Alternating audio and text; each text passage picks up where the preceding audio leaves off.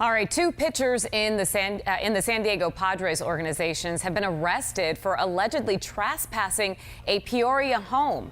Jacob Nix and Thomas Cosgrove, both 23, were arrested on Sunday after Nix allegedly crawled through the doggy door at a home near 95th Avenue and Lake Pleasant Parkway in Peoria.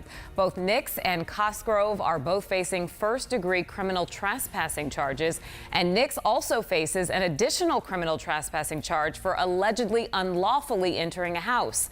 The San Diego Padres have said they are aware of the incident but declined to comment.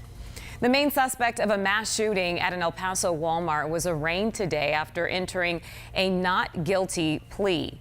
Patrick Crusius, 21, was arrested August 3rd after 22 people were shot and killed, with 25 more injured at the Walmart near Cielo Vista Mall. El Paso police say he confessed to the shooting and told investigators he was targeting Mexicans. The next court date for Crusius is scheduled for November the 7th. Check out this video of a homeless man in downtown Austin who throws a scooter through the rear windshield of a car. It all went down during a street fight between a motorist and the homeless man this morning. Lawrence Black said he was on his way to work when a man stepped into the intersection. He blocked traffic. Black said the man began punching his car, kicking his car as well. When Black stepped out of the vehicle to confront this guy, he said that man attacked him. We do need to have this discussion, and we're not all going to agree. But we need to find something that works, something that isn't just shuffling the problem under the carpet and blaming the homeless people for being homeless.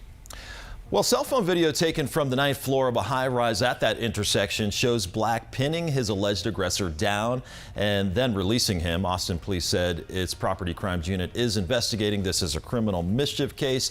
They said they haven't found the suspect just yet.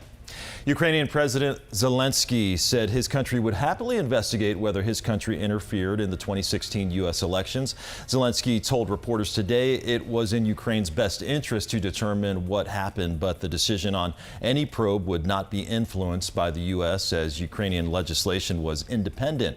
President Donald Trump asked Zelensky for the investigation in July during a phone call that helped prompt an impeachment inquiry. President Trump is claiming that Ukraine allied with the Democrats in a plot to derail the 2016 presidential campaign, though no evidence of such a plot has emerged.